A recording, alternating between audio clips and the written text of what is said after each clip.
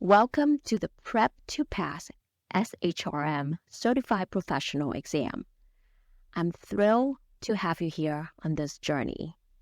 My name is Kathleen Nguyen, and I bring over a decade of HR experience gained from working with U.S. national and global Fortune 500 companies. I'm proud to say that I am SHRM certified myself, and my passion for HR extends to teaching and mentoring individuals like you to excel in the exam.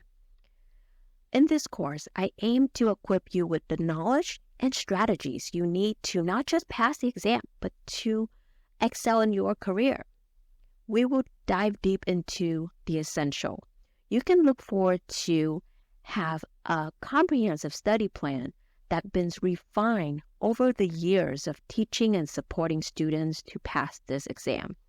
You will learn valuable test-taking strategies and techniques that can make a significant difference in your performance on test day. We will cover the behavioral and technical competency required for the exam, ensuring that you are well-rounded in your HR knowledge. This course is designed to accelerate your learning curve, saving you time and helping you absorb the material efficiently. Ultimately, our goal is to help you pass the exam, setting you on a path to a successful HR career. So, let's get started. First, we're going to delve into the structure of the exam. Let's begin with the basics. The exam is computer-based, and you would have a total of 3 hours and 40 minutes to complete them. This time is divided into two 110-minute sessions. Within this time frame, you will need to answer a total of 134 multiple choice questions. Let's look at the question types. There are two main types of questions in this exam. The first one is standalone knowledge-based questions. These questions focus on two categories. The first category, known as HR-specific knowledge items, focuses on the key concept topics related to HR functional areas. The second category, foundational knowledge items, covers fundamental concepts tied to the 8 behavioral competencies. Secondly, you will see situational judgment items. These assess your judgment and decision-making skills, which are not easily measured through traditional knowledge-based questions. In these questions, you will be presented with real-world work scenarios and asked to choose the best strategies to address the issue described. It's essential to remember that while multiple strategies might be effective in real life, you will only receive credit for selecting the best possible answer as determined by a panel of experienced HR professionals. Any other choices, which may be less effective or ineffective strategies, will not earn any credit. Now, about the optional 15 minutes break. You can take this break if needed, but I recommend doing so wisely.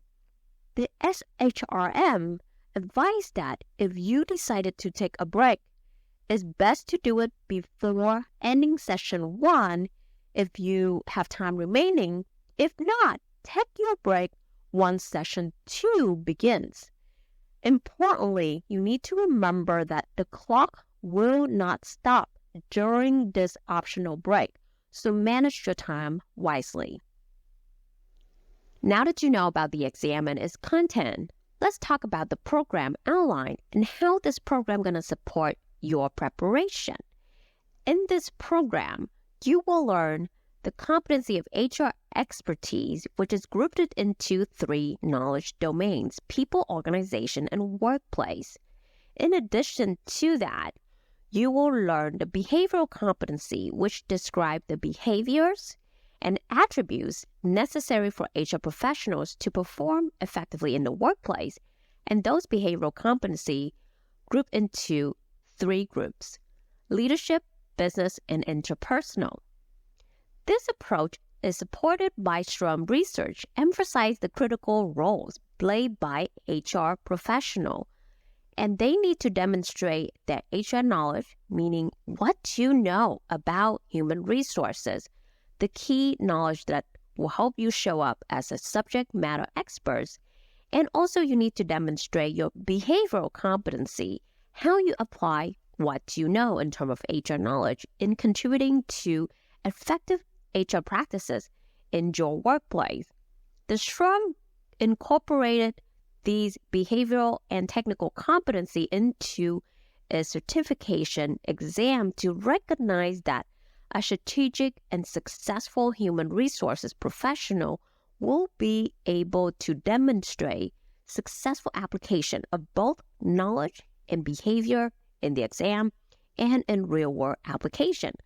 So I'm excited that by the end of this course, you will have the HR knowledge and also understand how you can show up and apply the HR knowledge to be successful, not only for the exam, but also for your role as HR professional. Now let's talk about how you can prepare effectively using this course.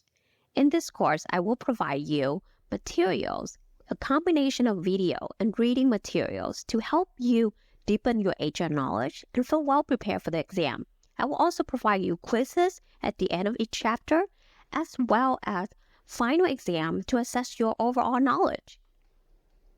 My recommendation for your study plan is to use a 10-week stress-free study plan that I included in this course. Of course, feel free to modify it and make it your own depending upon your personal needs and schedule. And then I recommend you to watch, read, practice. What I mean by that is watching the videos, reading the additional materials including in this course, diversify to deepen your reading materials by purchasing some other books and materials that I share with you as free resources, and then practice to ensure that you're well prepared to take the real exam. So this is how you can prepare effectively and ace your exam. In addition to an effective study plan, you also learn test-taking tips in this course. Here are some tips that I want to share with you. Number 1, make sure that you read and reread the questions. I would recommend read the questions at least twice and then pay attention to the details. But don't read too much into the questions and losing track of time or doubting yourself. Trust that you study enough. And oftentimes studies have shown that the first choice from a test taker is usually the right choice.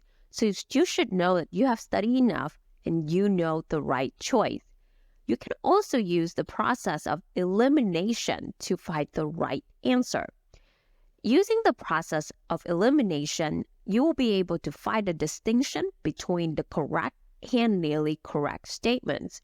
Oftentimes, you will see this happen a lot in the exam. You will see the correct and nearly correct statements, and that's going to make it very difficult to choose the right questions. So narrow that to at least 2 options, and then pay attention to the equal options. If 2 choices are opposite, one of them is probably correct. Check for the negatives and the other words that are there to throw you off, such as which of the following is not an option. The answer is usually wrong if it's contained at all, always, never, or none. Those are the absolute, and the answer has a great chance of being right if it has sometimes, probably, or some. If you don't know the right answer, look for the wrong ones. Questions options that are totally unfamiliar to what you've learned. And if 2 choices are very familiar and very similar, you must look at other qualifiers such as always versus sometimes. If only one of the 2 words are different, one is possibly correct. So again, these are some of the common test-taking tips that I've seen my students very successful when they take the exam. It doesn't have to be complicated. Just make sure that you read and reread the question, pay attention to the details, and use the process of elimination to select the right answer.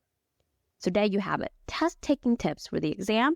I included 1-pagers in this session as well to share with you some additional test-taking tips that you can use to pass the SHRM-CP. In conclusion, I would say that it's important for you to understand the structure of the exam, taking time to properly prepare, and applying effective test-taking tips. These will be vital for your preparation journey. I'm confident that armed with knowledge from this course, you will be well on your way to success. I look forward to seeing you in the next lecture.